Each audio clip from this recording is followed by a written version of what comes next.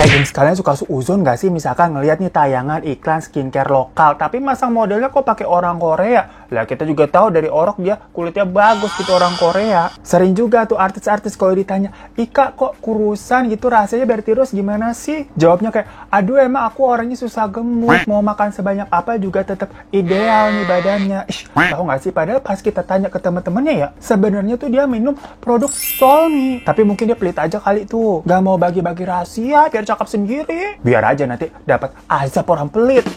Jadi Solmi ini tuh minuman probiotik yang terbuat dari bahan-bahan natural yang diimpor dari Korea, gengs. Buat mengontrol dan menurunkan berat badan secara alami. Nah, karena gue udah dapet nih rahasianya, kenapa orang-orang pada bisa kurus kayak artis Korea. Akhirnya gue minum juga nih, udah 2 minggu. Dan udah turun tuh, lumayan tuh, 2 kilo loh turunnya. Sampai sekarang makanya gue masih minum tiap malam, gengs. Jadi ini tuh bisa dikonsumsi setelah makan malam, atau malah sebagai pengganti makan malam juga. Tapi kalian gak usah khawatir, gak usah cemas, takut kalau gue kenapa-napa begitu. Tenang aja, produk Solmi ini tuh udah bersertifikat halal dan udah ada izin BPOM-nya juga. Apalagi manfaatnya banyak banget. Kalian bisa langsung order aja dan cobain produk Solmi ini. Yang biasa, klik link yang ada di bawah. Hai gengs, selamat datang lagi di Teman Cerita. Yang kali ini balik lagi nih ceritanya tentang hilang-hiling berujung sinting. Tapi untungnya sih kali ini cerita sintingnya itu dari luar negeri, alias jauh di sono. Dimana di sini ada 3 teman kita tuh yang kedapatan nginep di sebuah hotel angker. Tapi ya tadi di luar negeri. Jadi maksudnya selain itu setan-setan kalau kita omongin juga kagak bakal denger ya, jauh ya. Nggak bakal kemari gitu. Lah, boro-boro ke luar negeri. Kita nih pengen jalan-jalan keluar kota aja. Belum kesampaian berarti ongkos. Jadi, mari deh kita gibahin sepuasnya setan-setan yang ada jauh-jauh tuh di sono no. Nah, cerita yang pertama tuh datang dari teman kita yang bernama Risa. Tapi ini bukan teh Risanya jurnal Risa ya. Lah, kalau itu mah bawaannya tiap hari horor gua rasa. Hello tuh Teh Risa. Nah, kalau yang Risa ini tuh katanya emang punya hobi solo traveling, alias suka melakukan perjalanan sendirian. Mandiri banget dah pokoknya orangnya. All by myself. Kalau kata almarhumah Celine Dion, Whitney Houston tuh. Celine Dion mah masih hidup loh, ada-ada aja deh kan. Nah, abisnya nih, Risa udah sampai pernah tur ke beberapa negara. Mulai dari apa? Asia, Australia, sampai Eropa dia pernah. Pokoknya udah banyak tuh negara-negara dan kota-kota yang dia datengin. Tapi justru yang paling membekas horornya itu katanya waktu dia traveling ke Bangkok. Lah emang ya hantu-hantu Asia mah nggak ada obat. Kalau disuruh ikutan kostum 17-an lawan hantu-hantu bule, gue rasa pada menang tuh.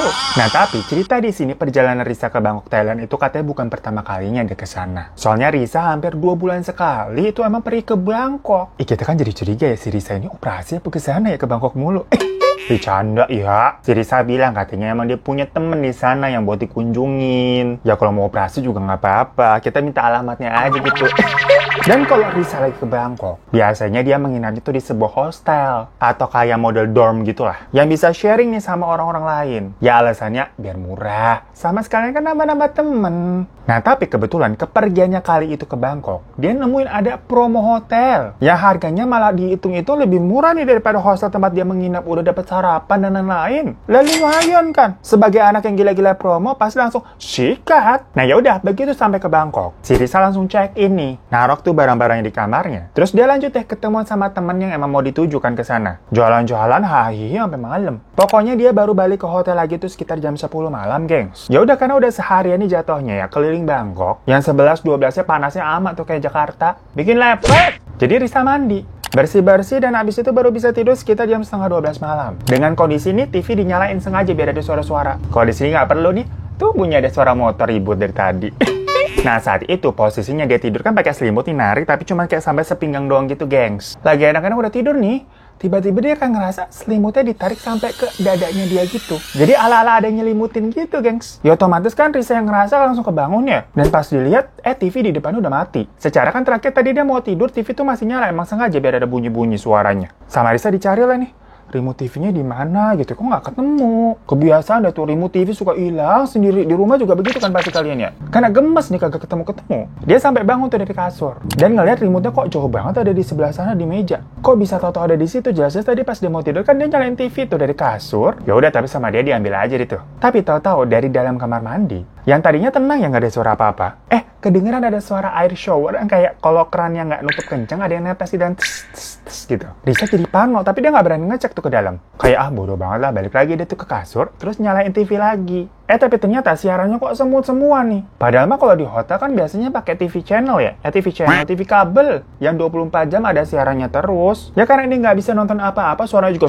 gitu kan, ya dimatiin sama si Risa. Dia balik coba tidur lagi nih. Belum ada 10 menit si Risa baru merem. Suara shower yang tadi kedengeran kayak netes-netes tadi itu tau-tau jadi deras, gengs. Kayak ada orang lagi mandi. Nah mulai agak-agak ngerasa keganggu risih gitu kan. Si Risa nih bilang sampai kayak berisik, gua mau flight pagi besok. Alala geretak sambel. Dikira bakal diem gitu setannya. Mohon maaf nih Risa ya. Lu kata setan di sana ngerti bahasa Indonesia. Harusnya lu pakai bahasa Thailand juga. Sawadikap. Cicing wae eta beleguk sia. Gitu ya.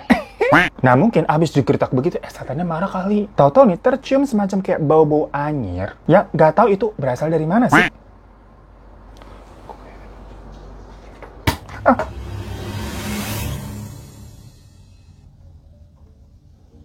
Kan setannya jauh, diomonginnya jangan di sini. Lah maaf ya gengs ya, konslet kali itu lampunya tadi drama banget. Ya Allah, keluar duit lagi. Jangan ganggu ya. Kalau ganggu harus ngeluarin duit-duit gitu, ya kita jadi tekor. Tadi sampai mana dah tuh? Sampai si Risa gertak-gertak sambal ya? Tuh kan suka gitu deh. Kita kalau suka ngomongin yang aneh-aneh, suka tau-tau jebrok aja. Ada yang gangguin begitu. Sampai kaget gua. Nah mungkin digertak begitu setannya marah kali ya. Lah setan di sini baik-baik ya, jangan marah-marah mulu. Darah tinggi lu, ingat. Nah terus tercium tuh bau-bau anyir katanya gengs. Tapi nggak tahu dari mana asalnya. Karena makin ketakutan. Si Risa ngechat temennya namanya Lesti. Karena pas dilihat nih di WA statusnya si Lesti masih online tuh ijo kan titik-titik. Bilanglah dia katanya ngerasa kalau kayaknya kamar hotel lagi diinepin tuh ada nggak beres deh. Dan posisinya dia lagi di kamar sendirian. Nah, lagi cacatan begitu. Tahu-tahu si Risa nih kedenger kayak ada suara orang nangis. Merinding dong dia langsung ya. Dan langsung nge-video call si Lesti biar kayak ada yang temennya gitu. Gak cuma cacatan kan, ada wujudnya tuh ngeliat. Sekarang gue masa denger ada yang nangis nih, Les. Coba.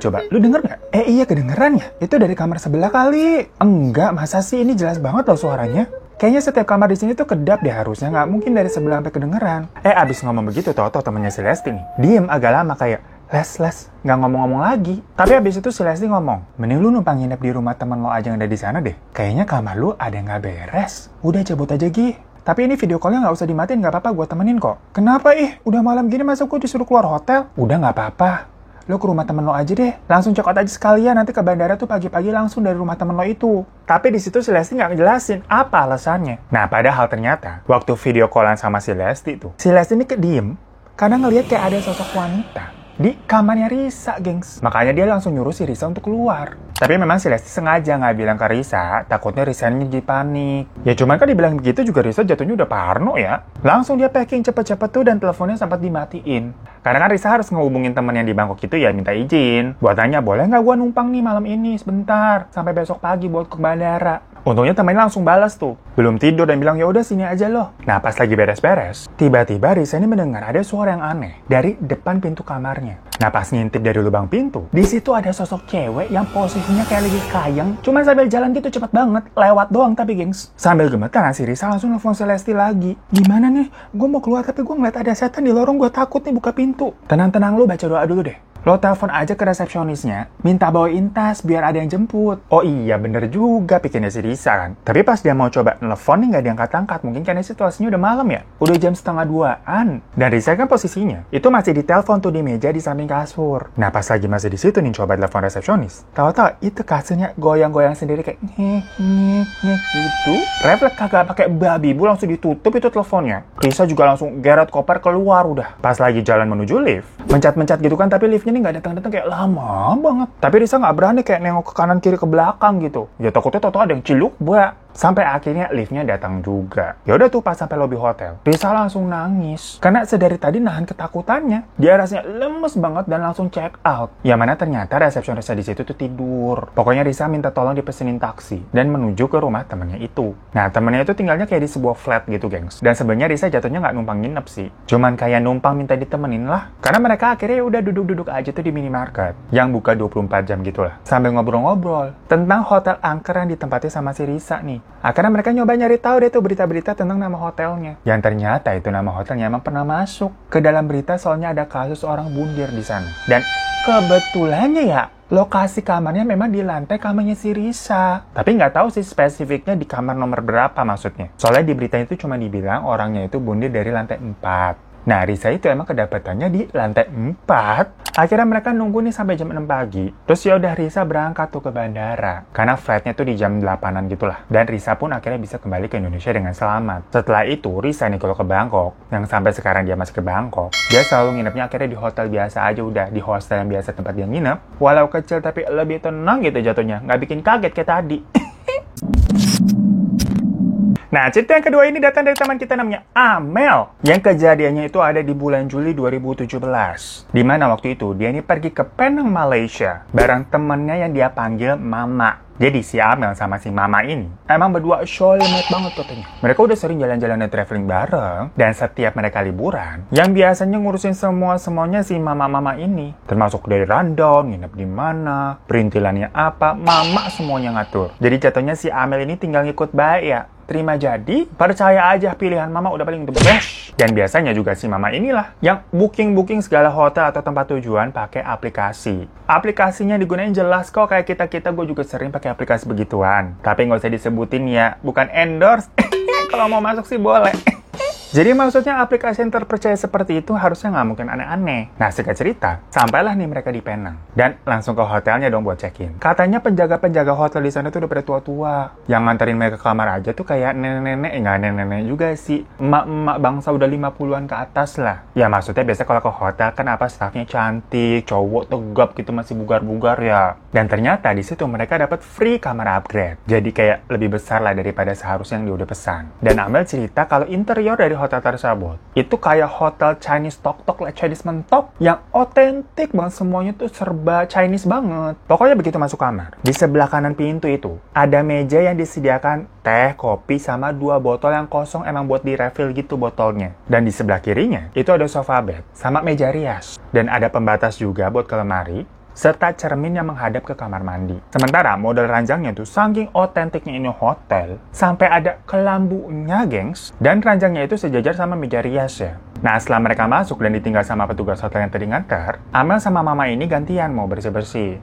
Habis keluar mandi dan mereka lanjut jalan. Dan hampir kayak cerita yang pertama tadi, mereka tuh keliling Penang sampai akhirnya balik lagi ke hotel tuh baru malaman jam 10 juga. Tapi pas mereka lagi jalan nih di lorong hotel, itu nggak tahu kenapa ya, si Amel ngerasa hawanya tuh kok kayak agak beda. Apa mungkin efek jendela-jendela udah pada gelap, nggak ada sinar matahari masuk gitu maksudnya. Dan kondisi lampu-lampunya itu juga kayak temaram-temaram gitu, gengs. Mana situasinya kan juga sepi banget gitu ya. Nah, tapi berhubung si Amel ini kan berdua sama si Mama, jadi dirasa ya udah aja lah, masih ada temennya. Akhirnya pas sampai di kamar, Amel sama Mama tuh ngeliat botol bening yang tadinya kosong tuh 2 biji buat refill. Loh kok tau-tau udah keisi air? Siapa yang ngisi? Si Mama nih apa nanya ke Amel, Mel, itu botol pas kita tinggalkan masih kosong ya? Lu sempet refill? Sama si Amel dijawab, enggak, orang hotelnya kali punya kunci cadangan sengaja buat minum kita. Ya tapi kan maksudnya, walaupun orang hotel punya kunci cadangan, tapi kalau nggak diminta, orang hotel tuh nggak boleh main asal masuk gitu aja lah. Tapi kayak ya udahlah, dilihat-lihat juga ini barang-barang nggak ada yang hilang kok, mereka juga udah capek nih situasinya. Akhirnya mereka langsung mau siap-siap buat tidur. Si Mama ini langsung ke kasur terus limutan. Amel sebenarnya ada heran, ini tumben-tumbennya si Mama tidur cepet. Biasanya dia agak maleman gitu tidurnya ngajakin ngobrol mulu, tapi mungkin ya emang kondisinya capek kali mau langsung tidur. Ya udah, Amel ikutan tidur tuh di sebelahnya. Nah, pas sudah tidur, tahu-tahu nih si Amel mimpi. Di dalam mimpinya itu, dia kebangun di kamar hotel tersebut. Tapi dia ngelihat ada seorang perempuan pakai pakaian kayak apa ya, kerajaan Cina yang kayak kimono panjang gitu loh, sambil nyisir di meja rias yang di samping ranjang. Nah, terus pas Amel keluar karena kaget nih, siapa nih perempuan, gue salah kamar kali. Di lorong hotelnya itu banyak banget orang yang lalu lalang, tapi pakaian mereka kayak pakaian orang-orang zaman perang gitu, gengs. Bahkan ada seperti yang pakaiannya panglima perang pakai kuda sambil bawa tombak itu mondar-mandir loh. Ini di mana kok di lorong hotel ada beginian? Tapi nggak lama Amel kebangun. Dalam hatinya, oh cuma mimpi. Nah terus Amel coba dong lanjut tidur lagi. Merem tuh dia. Tapi setiap kali dia merem, dia melihat sosok perempuan itu tuh makin jelas kayak muncul lagi. Sambil berusaha memikirkan kayak hal-hal yang lain gitu ya buat mendistraksi. Tahu-tahu si Amel ngedenger nih si Mama di sebelahnya. Itu kayak ngomong sendiri tapi pakai bahasa Mandarin. Pas dilihat kayak ya ngigok gitu loh, gengs. Hah? Mama kenapa nih? Tapi habis ditepok-tepok, Mak kenapa gitu? Si Mama tidur lagi udah diem gitu. Oh ya udah bener ngigok. Tapi Amel nih masalahnya nggak pernah tahu. Sejak kapan si Mama bisa bahasa Mandarin? Ya udah pokoknya Amel lanjut tidur lagi. Berasanya udah nyenyak banget. Tahu-tahu dia kebangun lagi. Yang dikira udah pagi kali ini gue bangun. Biasa alarm tubuhnya emang bangun sekitar jam 5-an gitu. Tapi pas Amel lihat ke sebelah, si Mama udah nggak ada. Nggak sebelah lagi sini, ternyata si Mama itu lagi duduk di meja rias sambil ngisi rambut, geng. Set gitu. Ekspresinya juga sambil lempeng aja senyum. Ditanya kan sama Amel gitu kayak, ngapain lu, Mak? Terus si Mamak ini ngomong pakai bahasa Mandarin yang Amel nggak ngerti lah. Lu ngomong apa sih? Dikiranya Amel, Mama tuh lagi bercanda. Orang si Amel aja sampai ketawa kayak, lu pagi-pagi lu udah guyon aja sih. Ngomong Mandarin gitu kan sambil nyisir. Bukannya takut si Amel, malah ketawa. Si Amel juga sempat bilang tuh, hati-hati lu ntar jadi gila kesurupan. Terus dia pergi ke kamar mandi. Pas buka pintu toilet, ada si Mama lagi pipis. Si Amel kan kaget ya ada orang lagi pipis di dalam. Cuma si Mama dengan polosnya nanya, teleponan sama siapa lu tadi ngomong-ngomong sendiri? Si Amel kan kaget ya, kok si Mama ada di mari? Dan pas nengok ke arah meja rias tadi, sosok Mama yang lagi nyisir udah kagak ada.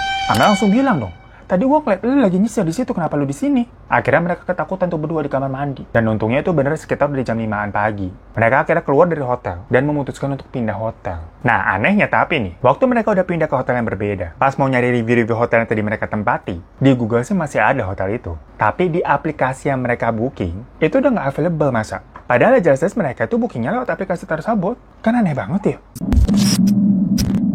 Nah, cerita yang ketiga ini tuh datang dari Erin, gengs. Dimana pengalamannya ini terjadi awalnya waktu dia masih SMP. Erin ini liburan bareng sama bapak ibunya ke Jepang. Pokoknya Erin di Jepang tuh sempat nginep di Tokyo. Terus ke Kyoto juga. Nah, habis itu mereka mampir ke daerah Hiroshima. Itu loh Hiroshima dan Nagasaki yang ada di pelajaran IPS zaman dulu, zaman Perang Dunia Kedua. Perkara pernah dibom sama Amerika. Nah, karena peristiwa waktu itu, Hiroshima jadi banyak tuh namanya museum, bangunan-bangunan memorial, termasuk bangunan-bangunan bekas zaman perang dulu yang dijadikan tempat cagar budaya sebagai bentuk penghormatan kepada mereka-mereka yang telah gugur di medan perang. Nah tentunya pas di Hiroshima sana, Erin dan keluarganya sempat booking hotel juga nginep semalam. Dan karena statusnya di sini Erin masih SMP, masih kecil gitu, badannya masih kurus, jadi dia umplek-umplek kan sama bapak ibunya tuh satu kamar doang. Soalnya kasurnya cukup lah buat 2+1, 2 orang plus 1 anak kecil. Nah pas mereka tidur di sekitaran jam 4 pagi nih, kondisi di sana kan masih gelap ya. Erin kebangun karena ada suara ketok-ketokan gitu di jendela. Yang mana masalahnya posisi jendelanya beber di belakang kasurnya di sini nih. Nah Erin kan ngerasa keganggu ya sama suara itu ya. Karena berisik banget jam 4 pagi, siapa sih? Posisi kamarnya juga di lantai 5. Masih ada aja bunyi-bunyi berisik begitu.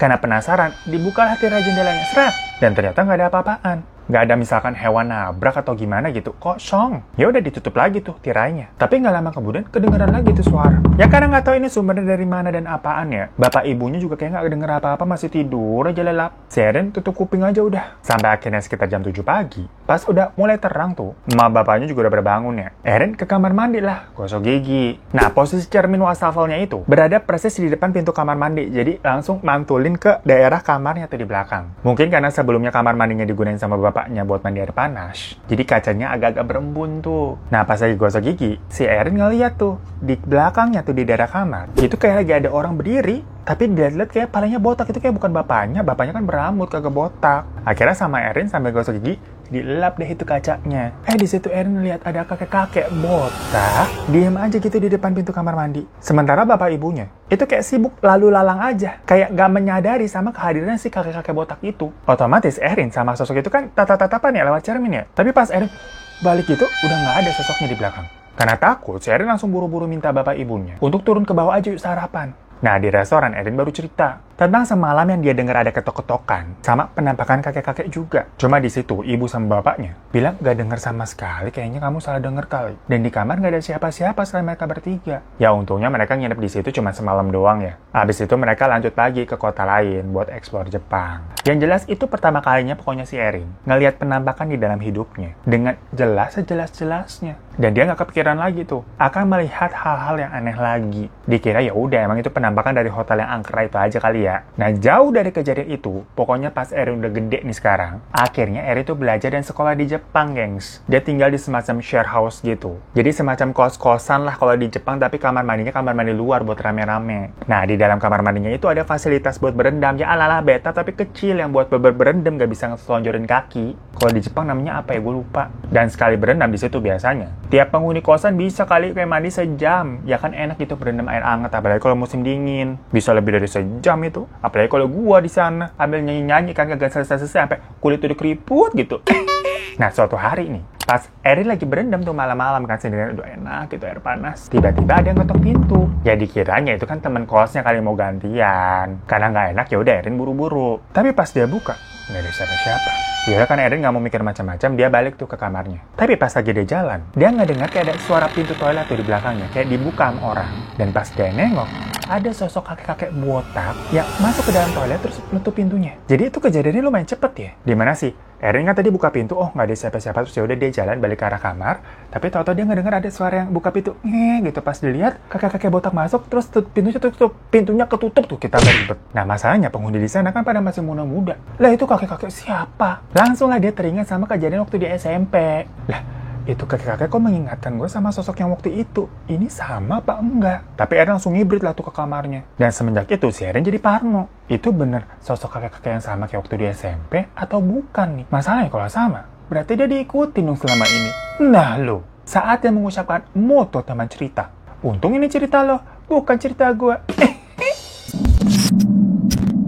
So itu guys, 3 cerita dari masing-masing negara yang semoga jauh-jauh hantunya jangan kemari-mari. Kita bilang dari tadi ya, Allahu Akbar. Nggak usah dateng, kita kagak ada ngundang, mahal tiket. Ya pokoknya terima kasih ya buat Erin, Amel, sama Risa buat kirim-kirim ceritanya. Dan buat kalian yang mau kirim-kirim juga, langsung aja email ke alamat yang di sini, jangan alamat yang lain, nanti nggak kebaca. Terima kasih ya, sampai jumpa lagi di teman cerita selanjutnya. Ya Allah, beli lampu lagi nih, ampun.